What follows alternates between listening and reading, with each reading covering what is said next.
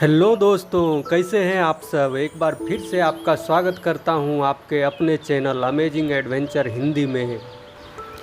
दोस्तों, अगर आप दिल्ली घूमने जाने का प्लान बना रहे हैं तो इंडिया गेट देखना ना भूलें। दिल्ली के सभी प्रमुख आकर्षणों में से इंडिया गेट सबसे ज़्यादा देखे जाने वाले पर्यटन स्थलों में से एक है।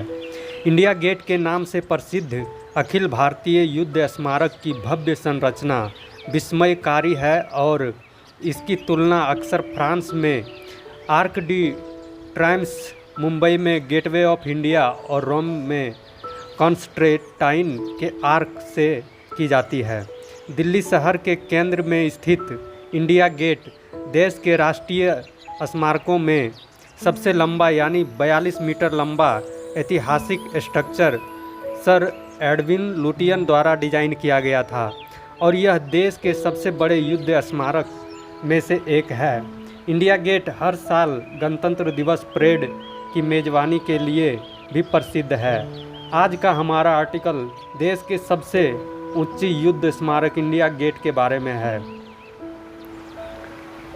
इंडिया गेट का निर्माण वर्ष 1921 में शुरू हुआ था। यह उन सभी भारतीय और ब्रिटिश सैनिकों के लिए स्मारक बनाने की ब्रिटिश पहल का हिस्सा था जिन्होंने प्रथम विश्व युद्ध में ब्रिटिश साम्राज्य का प्रतिनिधित्व किया था। द ड्यूक ऑफ कनॉट ने 10 फरवरी 1921 को युद्ध स्मारक की आधारशिला रखी थी और अंत में स्मारक का उद्घाटन भारत के वायसराय लॉर्ड इरविन ने 12 फरवरी 1931 को किया था। यह उन सभी सैनिकों को समर्पित था जिन्होंने युद्ध के दौरान अपना जीवन व्यतीत किया था। प्रथम विश्व युद्ध और तीसरे एंग्लो अफगान युद्ध के दौरान मारे गए भारतीय और ब्रिटिश सैनिकों को समर्पित यह स्मारक 13,000 सैनिकों के नाम है। स्मारक का निर्माण 1931 में तत्कालीन वायसराय लॉर्ड अश्विन ने किया था। संरचना एडविन लुटियंस द्वारा की गई थी। यह ग्रेनाइट के साथ लाल और पीले सेंटसोडाइन से बना है।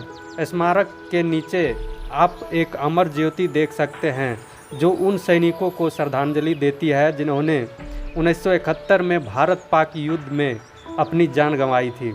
1971 में बांग्लादेश मुक्ति संग्राम के बाद निर्मित अमर जवान ज्योति भारत के अनंत अमर सैनिकों का प्रतीक है। बेहतरीन युद्ध स्मारक डिजाइनरों में से एक सर एडविन लुटियंस ने नई दिल्ली में अखिल भारतीय युद्ध स्मारक के लिए डिजाइन का मसौदा तैयार किया। 625 मीटर की व्यास के साथ एक हेक्सागोनल परिसर के केंद्र में स्थित है। इंडिया गेट भारत के सबसे बड़े युद्ध स्मारकों में से एक है। स्मारक का डिजाइन नई दिल्ली के मुख्य वास्तुकार एडविन लुटियंस ने किया था। इंडिया गेट की आधारशिला 10 फरवरी 1921 को ड्यूक ऑफ कनॉट ने रखी थी। स्मारक पर निर्माण कार्य पूरा करने में लगभग 10 साल लग गया जो 1931 में समाप्त हुआ। इंडिया गेट की दीवारों को प्रथम विश्व युद्ध और अफगान युद्धों में शहीद हुए भारतीय सैनिकों के नाम के साथ अंकित किया गया है। स्मारक की ऊंचाई 42 मीटर है। इंडिया गेट पेरिस में स्थित आर्क डी ट्रायम्फ के समान है। अमर जवान ज्योति का अनावरण 26 जनवरी 1972 को तत्कालीन प्रधानमंत्री इंदिरा गांधी ने किया था। यह राष्ट्रपति और प्रधानमंत्री के लिए प्रथागत है। साथ ही राज्य के समारोह के अवसर पर अमर जवान ज्योति पर श्रद्धांजलि अर्पित करने के लिए मेहमान आते हैं। इंडिया गेट हरे भरे बगीचों से घिरा हुआ है और एक झील के साफ पानी से घिरा हुआ है। इंडिया गेट स्मारक दिल्ली में सबसे लोकप्रिय पिकनिक स्पॉट में से एक है। इंडिया गेट गणतंत्र दिवस परेड के आयोजन स्थल के रूप में जाना जाता है। इंडिया गेट पहुंचने के लिए सबसे पहले आपको दिल्ली जाना पड़ेगा। दिल्ली भारतीय रेल नेटवर्क का केंद्र है।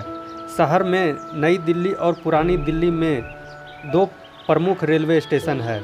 नई दिल्ली स्टेशन कनॉट प्लेस से पैदल दूरी पर है और मुख्य दिल्ली स्टेशन कन्नॉट प्लेस से लगभग 7 किलोमीटर दूर है।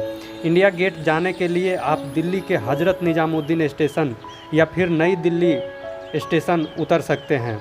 यहाँ से इंडिया गेट तक पहुँचने का सबसे आरामदायक विकल्प मेट्रो है। नई दिल्ली से निकटतम मेट्रो स्टेशन केंद्रीय सचिवालय मेट्रो स्टेशन है, ये जो येलो लाइन पर पड़ता है। अन्य metro station Pragati Maidan, race course और 12 खंबा है। इंडिया गेट तक पहुंचने के लिए आप मेट्रो स्टेशन के बाहर से ऑटो रिक्शा या टैक्सी ले सकते हैं।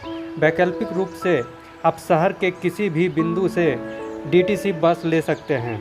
पटियाला हाउस की ओर जाने वाली बसें भी इंडिया गेट की ओर जाती है।